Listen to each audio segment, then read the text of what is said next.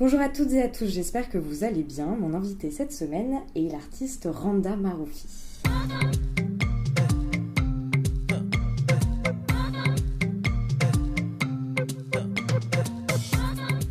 Présente est un podcast dans lequel je souhaite mettre à jour ce qui vient en amont puis en aval de l'art contemporain. Mes questions portent donc rarement sur les œuvres en elles-mêmes, mais davantage sur toutes les réflexions et les doutes qui gravitent autour de celles-ci. Car ici, je m'intéresse d'abord à la manière dont la vie de mon invité impacte son travail, puis à l'inverse, à la façon dont son travail vient impacter sa vie. Dans Présente, j'essaye de mener les conversations comme j'ai l'habitude de le faire en tant que critique d'art dans les ateliers d'artistes ou à la terrasse des cafés, sauf qu'ici nous sommes enregistrés et vous avez la possibilité de tout écouter. J'ai découvert le travail de Randa Maroufi grâce à Sabrina Bellouard, une artiste que vous connaissez déjà car elle a été mon invitée lors de la saison 1 de Présente. Je vous mettrai le lien de son épisode en description. Pour le bien d'une exposition, je cherchais des artistes qui abordaient des thèmes comme la déconstruction, l'identité, le genre, etc. Et Sabrina m'a tout de suite parlé du travail de Randa. Je l'ai trouvé formidable parce qu'engagé, politique et poétique, mais aussi plein d'humour et de tendresse. Je suis donc ravie de recevoir Randa Maroufi pour le 17e épisode de Présente. Bonjour Randa, et merci de m'accueillir dans ton atelier. Bonjour Camille, merci à toi pour l'invitation. Je t'en prie. Jusqu'au 17 octobre, à la galerie Paris Benjin, tu exposes plusieurs de tes photographies issues d'une série que tu as réalisée en 2018, qui s'appelle Les Intruses. Dans cette série, on voit exclusivement des femmes. Toutes se trouvent au niveau du boulevard de la Chapelle à Paris. Pour les personnes qui ne connaissent pas Paris, la Chapelle, c'est un quartier populaire qui se situe dans le nord de la capitale et dont les rues sont fréquentées par énormément d'hommes. Et là, sur tes photos, on peut voir des femmes qui se réapproprient tous les espaces habituellement occupés par ces hommes. Certaines sont donc sous le métro aérien, d'autres bavardent en face d'un kebab ou traînent devant l'hôpital Lariboisière. C'est ça. Tout à fait, oui. Et du coup, ouais, tu as toutes ces femmes en fait qui sont là. Comment ça s'est passé un peu ce projet ? Alors c'est un projet que j'avais depuis en tête depuis 2016, ouais. 2017, je ne me rappelle plus, où je travaillais, où je prenais la ligne du métro aérien et je passais par ce quartier et puis ce qui m'a intéressée c'est la foule et la foule d'hommes. Il y avait beaucoup d'hommes et je me suis dit supposons qu'un jour en passe il n'y a que des femmes, qu'est-ce que ça pourrait donner ? Et suite à ça, le projet est resté en tête. Par la suite, j'étais en résidence à la Casa de Velázquez à Madrid et on m'a invitée pour une résidence à Bruxelles où on m'a demandé de faire un projet en lien avec le territoire bruxellois. Okay. Et suite à cette invitation, donc j'avais ce projet en tête, j'en ai parlé au commissaire et il m'a dit pourquoi tu ne l'adaptes pas au territoire bruxellois. Donc j'ai fait des repérages et puis la première photographie qui s'appelle Place Ouarte a été le début de la série Les Intruses. Okay. Donc le deuxième volet Barbès, j'en avais parlé à Bérénice Saliou qui est directrice de l'Institut des cultures d'Islam. Et à l'époque, elle m'avait parlé d'un appel à projet qui s'appelle Magique Barbès. Ouais. Et puis, ça se trouve que l'année où je voulais postuler, il a été, je crois, annulé. Et c'est pas drôle. Et donc, suite à ça, quand Bérénice a vu passer l'appel à projet d'Embellir Paris, c'était parfait, quoi. C'était le projet. En plus, Bérénice ainsi que la directrice de l'ICI étaient intéressées par des questions liées au genre et au partage de l'espace public. Donc en fait ça rentrait vachement dans les cases et du coup moi j'avais déjà le projet, il était écrit, je l'avais juste adapté un peu à Embellir Paris et puis ça a été une très très belle collaboration avec les équipes de l'ICI et les équipes de la DAC. Et du coup, comment ça s'est passé ? En fait, t'as appelé des femmes et tu leur as dit... Enfin, déjà, moi, je me dis, t'as viré les garçons ? Enfin, comment ça s'est passé ? T'es arrivé en disant, cassez-vous 5 minutes, je prends une photo. Non, alors il y a tout un travail de repérage, un travail de discussion, parce que l'idée, ce n'est pas de les virer. Hein. L'idée, ce n'est pas non plus d'arriver de manière assez violente. Non, pas du tout. Enfin, j'ai choisi d'abord les décors. Donc, il y avait 4-5 décors qui m'intéressaient. Et Et puis, j'ai commencé à discuter avec les propriétaires de chaque décor, donc le salon de coiffure, la boucherie, le petit restaurant qui s'appelle La Princière, le nom était parfait. Et donc, j'ai commencé à discuter avec eux en leur disant que voilà, je fais un projet et que l'idée, c'est lors le temps d'une prise de vue, on va remplacer les hommes par les femmes, et ils étaient tout à fait... Ça les a pas choqués? Pas du tout. Enfin, il y avait un seul café que j'ai... Le décor était magnifique, qui s'appelle Café Royal. Et c'est dommage que je n'ai pas pu faire une photographie là-bas, une mise en scène là-bas, mais le propriétaire n'était pas partant. Parce que ça peut sembler vexant aussi, de se dire... Alors, oui, bizarrement, non. Enfin, ça les intéressait, au contraire, ils étaient à fond. Et ils me donnaient même des idées, ça pourrait être comme ça. Et puis, bon, après, ils ne s'attendaient pas. C'est ce qui arrive tout le temps avec mes projets. Ils ne s'attendaient pas à une équipe une équipe vraiment avec du matériel. Les gens ne s'attendent pas à ça. Oui, ils pensaient que tu allais venir avec ton petit réflexe faire le truc, quoi. Tout à fait. Et puis après, quand ils ont vu des lumières, on installe ça, une équipe, un petit camion et tout ça, ça même je pense, ça les a... Enfin, on était toutes et tous excités par un gros projet. Et puis... non, ça c'est franchement le rapport avec les propriétaires, avec les commerçants, c'était important pour moi parce que on sollicite leur lieu, et puis ça s'est très bien passé par la suite en fait. Parce que généralement, dès que je finis dès que le projet est fini, j'offre une photographie, un petit tirage pour le propriétaire, ce qui est le cas pour Bruxelles et pour aussi Barbès. Et puis dès que tu rentres, en fait, tu as cette mise en abîme. Donc tu as dans celui-là une photographie. C'est trop bien. Ça doit être super ça. Et dans cette série que j'aime énormément, il y a une chose qui m'a interrogée, mine de rien, c'est le choix du quartier Barbès, La Chapelle, etc. Parce que s'il est vrai qu'il est massivement occupé par des hommes, il y a plein d'autres espaces où les femmes ne sont pas forcément les bienvenues, ou en tout cas elles sont sous-représentées. Je pense à la politique, aux médias, dans les directions des entreprises et j'en passe. Est-ce qu'en choisissant le quartier de Barbès, qui est un quartier populaire, mais aussi un quartier où se trouvent beaucoup de personnes racisées, tu n'as pas eu peur de réduire le problème à une partie de la population, là où en fait ce problème est tout aussi présent dans des milieux beaucoup plus élitistes et blancs? C'est une très bonne question, parce que je me suis aussi posé cette question-là, mais complètement en fait, ça peut être tout à fait réducteur, une sorte de stigmatisation par rapport à la fréquentation de ce quartier, si on veut le voir que de ce prisme-là. Et, la question du genre, à mon sens, elle est tellement universelle et ne peut se réduire à un quartier, à une ville ou à un pays. Donc l'idée, effectivement, elle a commencé à Barbès, comme je l'expliquais quand je prenais l'A2 pour mon job alimentaire. Et comme j'ai remarqué cette foule où il y avait beaucoup plus d'hommes que de femmes, c'est à partir de là que je me suis dit pourquoi pas ne faire une performance, carrément un sit-in en fait. Okay. On va sur place, on prend la place des hommes et puis on verra ce qui va se passer. Bon. Et après, je me suis dit, il fallait qu'on documente cet acte ou cette action. Et j'ai pensé à la photographie, à la vidéo. On n'a pas fait de sit-in, on n'a pas fait cette performance, mais on a fait juste la prise de vue. Enfin, oui, qui est une sorte d'action aussi. Donc, comme je disais, la série, elle a commencé à Bruxelles, dans un café fréquenté que par des hommes. Il y a très, très rarement, il y a 1, 2, voire 3, allez, maximum 5 passages de femmes par mois. Par mois? Ah, moi, je m'attendais. Non, par mois. Et quand je me suis rendue sur place pour des repérages à Bruxelles, le seul critère de ma recherche était un décor qui me plaisait, et puis bien sûr la fréquentation du lieu, ni plus ni moins.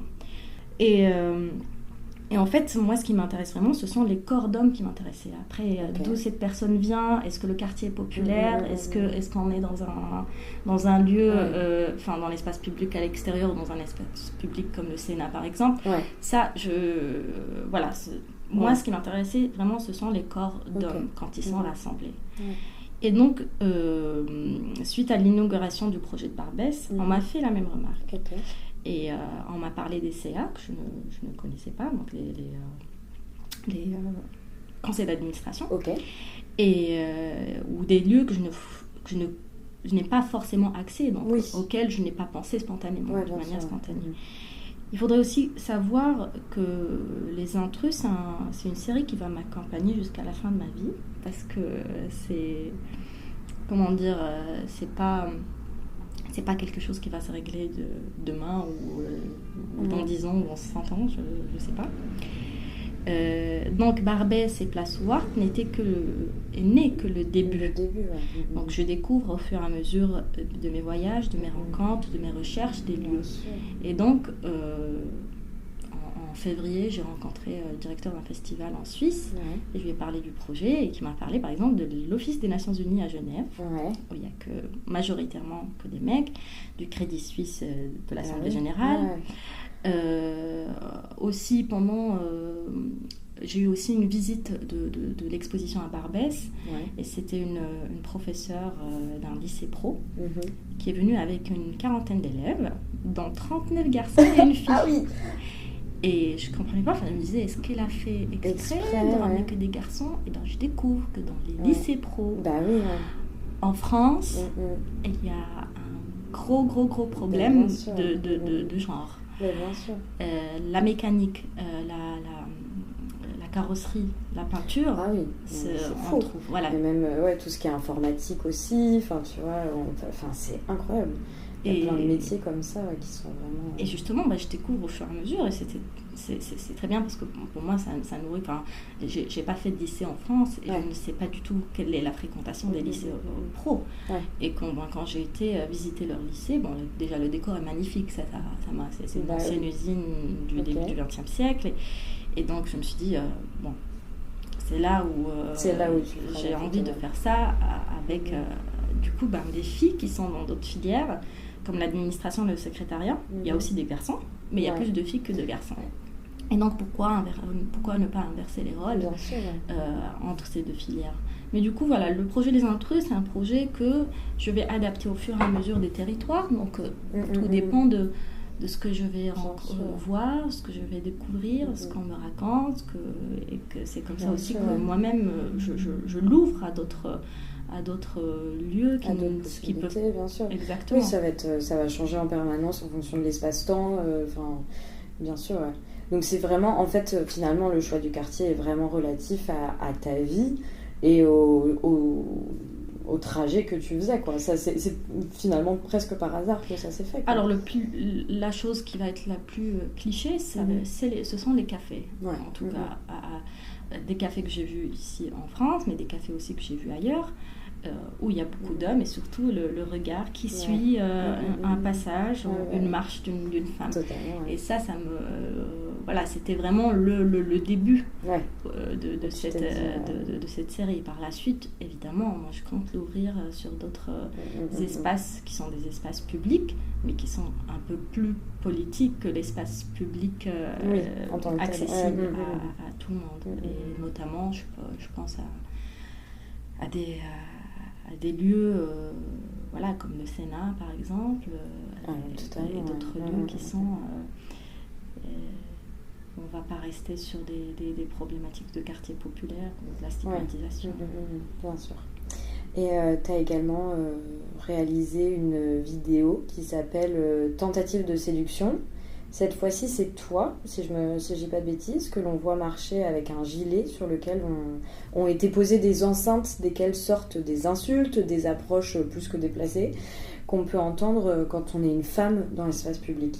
Alors, tentative de séduction, j'ai tenté de me mettre moi-même en scène, mais je ne me sentais pas très à l'aise avec ça. J'ai donc décidé de collaborer avec une danseuse. Ok. Donc, il y a J'avais un doute. plusieurs versions. Okay. La première, c'était moi-même, puis par la suite, j'étais tellement gênée. Oui, je peux comprendre.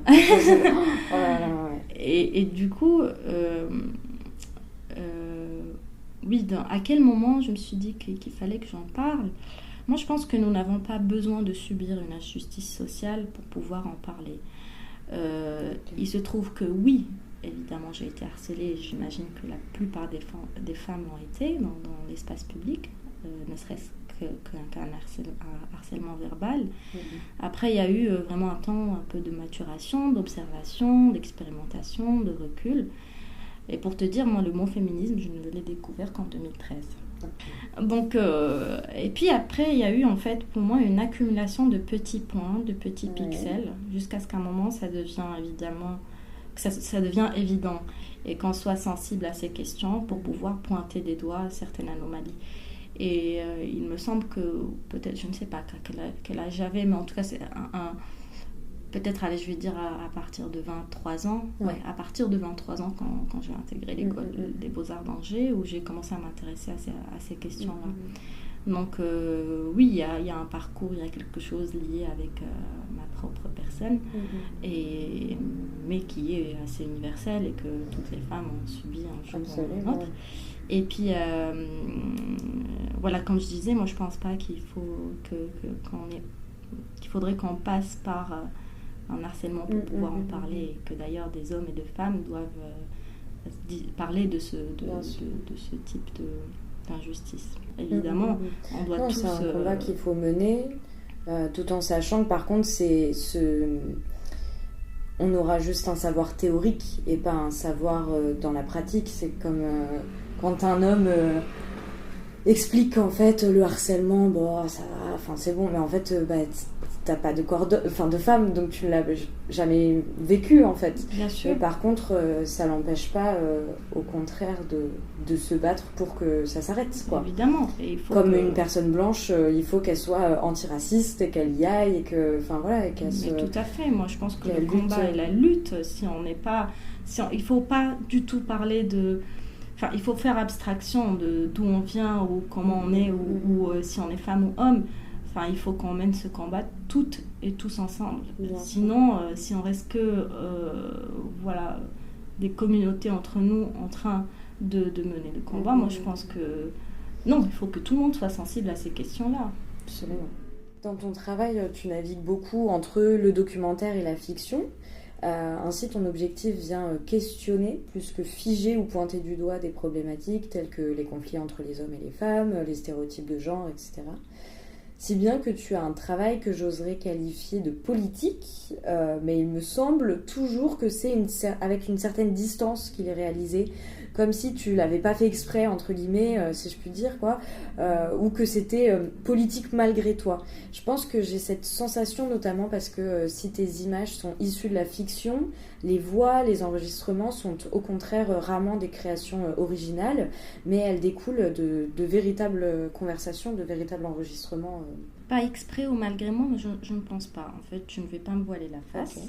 Mon travail a sans doute une dimension politique, puisque je mets le doigt sur la plaie, ou plutôt mes mains et mes pieds sur les plaies. Donc encore une fois, j'ai une certaine sensibilité à l'injustice, aux inégalités sociales, ce que peut avoir tout le monde. Peut-être que dans une autre vie, j'aurais préféré être une journaliste pour pouvoir dénoncer d'une manière un peu plus directe, ou travailler dans le droit, genre être une juriste ou une avocate, mais jamais politicienne en tout cas.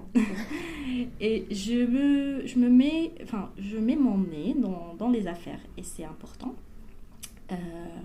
Après, bien sûr, je reste une artiste visuelle, donc je pense d'abord image, et puis je tente de poser un regard sur certaines problématiques tout en gardant une distance, en passant justement par la fiction par exemple, par le fake. Et aussi j'évite de traiter mes sujets d'une manière frontale, et il me semble que c'est grâce à cette ambiguïté entre le réel et la fiction et cette distance qu'il est possible pour moi de dénoncer d'une manière symbolique et j'espère poétique. Totalement. Donc, et pour le sang, en fait, le sang est un sang. Tu disais que les enregistrements sont au contraire rarement des créations originales. Ils sont tout à fait des créations originales. Enfin, les voix, tu as pas, pardon. Ouais. Des voix, tu as raison. Mais c'est parfois de la fiction. Ok. C'est-à-dire... Je me suis fait avoir. Par exemple, prenons l'exemple du film Bab Septa. Ouais. Il y a des voix de femmes qui travaillent dans la contrebande, mais aussi la voix d'un homme la voix d'un homme douanier. Ouais. Cet homme, il se trouve que c'est le beau-père de mon frère et que c'est un vrai douanier, mais qui n'a pas du tout travaillé dans cette frontière. Il a travaillé à la frontière de Melilla, mais que je lui ai demandé de jouer un extrait d'une interview que j'ai trouvée sur YouTube. Ok. Et donc, il a joué, il n'a pas vécu ça, il a joué, donc j'ai enregistré sa voix, mais à un moment donné, il a commencé à parler de son expérience à la frontière de Melilla, et donc j'ai mélangé les deux. Donc il y a une part de fiction, mais aussi une part réel. Et pareil, dans le film La Grande Safa, il y avait les personnes de ma famille qui ont réellement vécu avec le personnage de Safa. Safa, qui est un travesti qui avait vécu dans ma famille dans les années 80, et ma famille ignorait son identité sexuelle réelle. C'était une femme de ménage. Et donc, il y a les vrais témoignages de ma famille, donc qui parlaient du personnage de Safa, mais il y a aussi des comédiennes qui ont commencé à parler d'un personnage fictif. Et en fait, c'est fou, d'accord. C'est tout un mélange, un travail de montage. Et par la suite, bien sûr, il y a le son qui est... par exemple, à Bab Septa, il y a les sons, les ambiances à la frontière même, mais il y a des hélicos, des choses qu'on a bien sûr que ça peut du tout. Ouais. Je pensais vraiment que les voix, tu vois, et c'est ça qui me perturbait. Je me disais, c'est fou parce que du coup, tous ces sont que des mises en scène, finalement, ce que je voyais, et je me disais, mais à l'inverse, ce que j'entends. Et je trouvais ça intéressant comme manière de travailler, mais du coup je trouve ça d'autant plus intéressant le fait que tu viennes mélanger comme ça et créer un trouble aussi entre réalité et choses inventées, quoi. Donc non, vraiment c'est assez... je trouve ça vraiment intéressant. Par exemple pour le parc, c'était beaucoup de voix d'interviews que j'ai eues avec les jeunes du parc Yasmina, mais par exemple la voix de la journaliste, c'est un extrait que j'ai trouvé sur Al Jazeera et que j'ai fait jouer. Je l'ai un peu manipulé à ma manière, je l'ai réécrit et j'ai fait jouer par une fille et que j'ai ajouté cet effet un peu radio, et que du coup on a l'impression que ça vient aussi de la radio. Trop bien, d'accord. T'es arrivée, Randa, en France en 2010, après avoir grandi au Maroc, et dans une de tes vidéos, tu expliques ta rencontre avec L'Origine du Monde de Gustave Courbet. Tu venais alors d'arriver aux Beaux-Arts, et cette œuvre, elle t'a tout de suite interpellée. Et là, tu as eu une superbe idée, c'est de l'envoyer à ta famille et à tes amis marocains, marocaines, puis de recueillir leurs témoignages et leurs réactions via des mémos WhatsApp. C'est une œuvre que je trouve super touchante parce que tu nous présentes une palette de ressentis. Certaines personnes sont gênées, d'autres trouvent cela amusant. Chacun et chacune y va de sa petite anecdote, quoi. Oui, en fait, L'Origine du Monde, c'était... pour moi, dans un premier temps, un échange, en fait. J'avais juste envie de discuter sur cette pièce, mais avant tout, j'avais surtout envie qu'on parle de la chose, entre guillemets, intime et de sa représentation. Et donc, WhatsApp, c'était une manière de... Là, aujourd'hui, avec ma famille ou d'autres personnes, WhatsApp, je reçois de tout. Je reçois des vidéos, des sons, Donc, je me disais que c'était une manière un peu très facile ou très spontanée pour partager une image. Et donc, j'ai ajouté une voix en disant, voilà, je t'envoie, tu peux me dire quelque chose sur cette image. Et puis, il y a eu des personnes qui étaient tellement gênées. J'ai eu une copine qui était dans le bus, qui habite ici en France, et elle me dit, mais pourquoi il fallait me le dire avant? Il fallait me dire que Elle m'a dit, j'ai ouvert l'image dans le bus, je suis sûre qu'il y avait des regards sur mon portable. J'étais gênée, il fallait me prévenir. Donc voilà, pour moi, c'était justement, ne serait-ce que cette réaction, voilà, qu'il fallait que je la prévienne que j'allais envoyer une image... comme L'Origine du Monde. Et puis c'était une manière de pouvoir discuter voilà, comme je disais, de la représentation du sexe féminin aujourd'hui. Parce que en fait cette œuvre-là, tu as commencé à la travailler parce que toi-même tu avais du mal, je crois, à poser un mot justement sur le sexe de la femme. Tu avais du mal, et c'est ton prof en fait qui t'a parlé de L'Origine du Monde, que tu connaissais pas du tout. Non. Et du coup, t'as découvert ça, et c'est parce que t'as été troublée que finalement tu l'as... Moi-même, j'ai été troublée. Moi, on va dire qu'il y ait une personne avisée qui vient voilà, du milieu artistique. J'étais un peu, j'étais un peu gênée. Je savais pas... Du coup, j'ai été un peu chercher, mais... voilà, c'est cette gêne que j'ai eu. Moi, je me suis dit que moi qui suis dans le milieu de l'image, comment d'autres personnes vont le recevoir. Et c'était assez... ce que j'aimais beaucoup dans cette pièce qui s'appelle Close Up, c'est le chant de ma mère, en fait, qui chantait à la fin. qui me raconte une histoire, c'était une petite de blague, et qui chante vers la fin, à la fois en anglais et en français, et en arabe. Donc voilà, c'était une manière juste j'ai l'impression que c'est une manière de faire un peu la paix. Il se trouve que par la suite, j'ai découvert que, en tout cas, la question de la représentation du sexe féminin est un gros problème.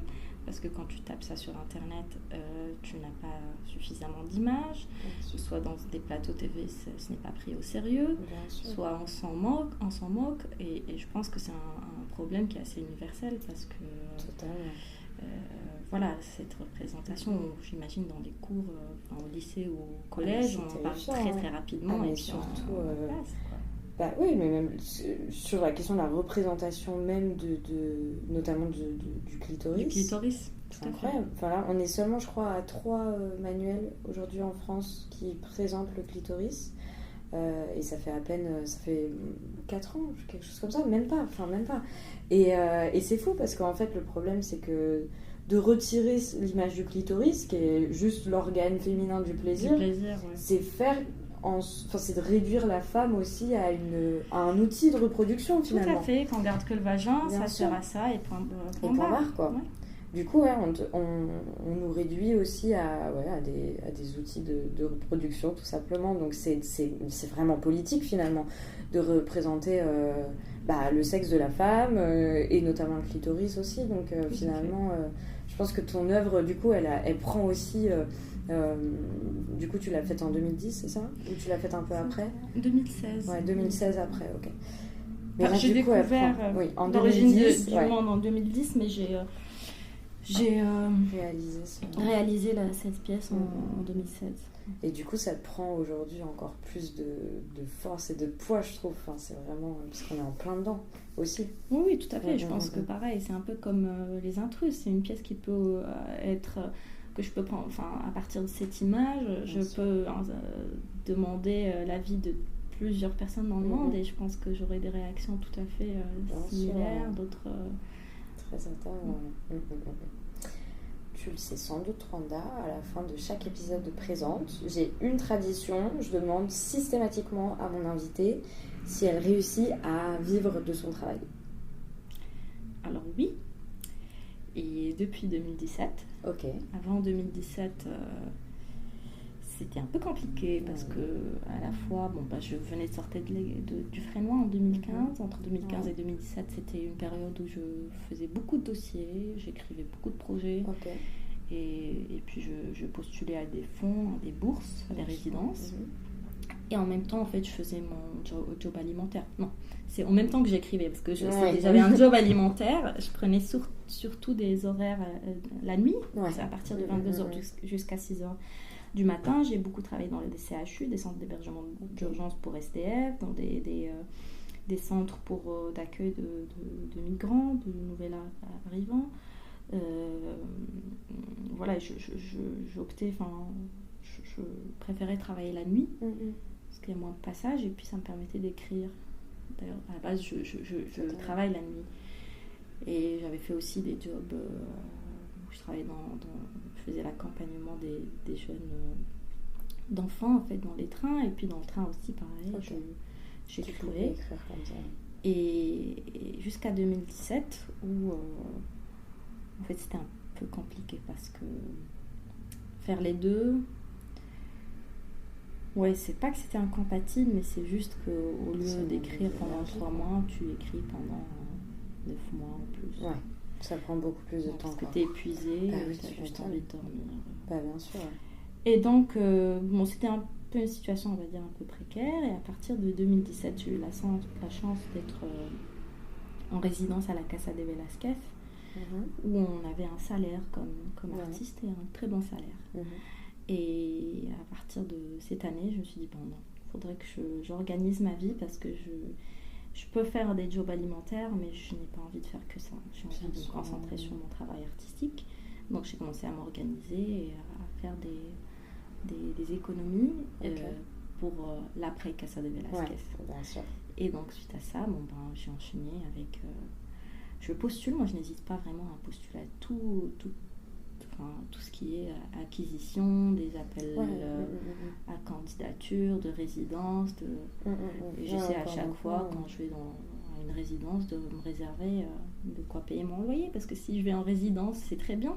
Je peux produire, c'est très bien, mais comment je peux payer mon loyer? Bien sûr. Donc, je ne peux pas être tout le temps... Donc voilà, pour répondre à ta question, depuis 2017, je ne vis que de mon travail. Et j'espère que ça va continuer comme ça. C'est impressionnant parce que tous les artistes qui ont réussi à me dire oui, je réussis à vivre de mon travail, tous réussissent tout le temps à situer la date à laquelle ils ont dit oui, c'est bon, 2017, depuis 2004, j'ai réussi. Parce que ça, évidemment, c'est pas évident. Donc, il y a vraiment en avant, en après, quoi. Donc, voilà. Merci Randa, vraiment d'avoir accepté mon invitation. Je suis vraiment ravie d'avoir discuté de ton travail, d'avoir pris le temps. Voilà. Donc, merci d'avoir pris le temps de me recevoir. Merci à toi. C'était le 16e épisode de Présente. Merci à vous de l'avoir écouté et à Randa d'avoir accepté de me recevoir dans son atelier. Je vous conseille vivement d'aller découvrir son travail à la galerie Paris d'Engine à Paris jusqu'au 17 octobre. Comme d'habitude, un grand merci à David Walters pour le générique. Je vous invite à poursuivre la conversation avec moi dans les commentaires et n'hésitez pas à mettre plein d'étoiles sur les plateformes d'écoute, ça m'envoie plein de force. Je vous dis à dans 2 semaines, mais d'ici là, prenez soin de vous et je vous embrasse.